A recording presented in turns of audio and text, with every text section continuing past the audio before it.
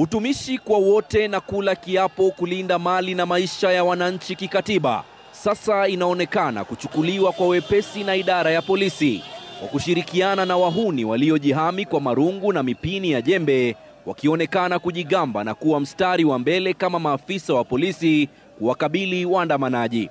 Lakini ni nani ambaye anawapa kibali wahuni hao kujiona wenye nguvu kama maafisa wa polisi, huku baadhi yao wakionekana kuwaibia wapita njia na hata kuwajeruhi waandamanaji? Haya yakijiri siku chache baada ya gavana wa Nairobi Johnson Sakaja mwisho wa wiki jana kuahidi kuhakikishia amani jijini.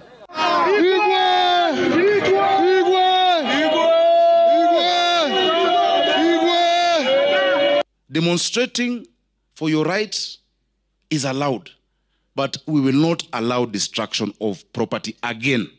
Haitafanyika tena Nairobi. Haitafanyika. This country must be a country of the rule of law. So wasijaribu tena. Watanipata town.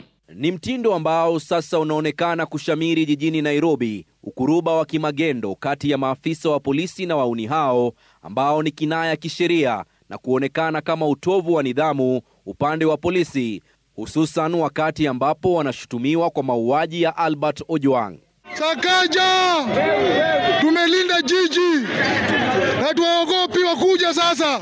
Ushirikiano wa wahuni kama hawa na maafisa wa polisi vilevile umeshuhudiwa katika maeneo ya Kakamega, Kericho na Uasin Gishu katika maandamano ya hapo nyuma, na kuibua maswali mazito kuhusu ni kwa nini maafisa wa polisi wanashirikiana na raia waliojihami bila upinzani wowote kutoka hata kwa Inspekta Jenerali wa polisi.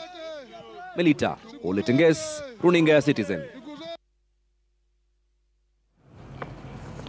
Naam, hiyo ni taarifa ya Melita Oletenges ambapo anaangazia maswali ambayo yanaendelea kuibuka kuhusu makundi ya watu walioingilia maandamano ya leo huku wakiwa wamejihami na hata kupata ulinzi wa maafisa wa usalama.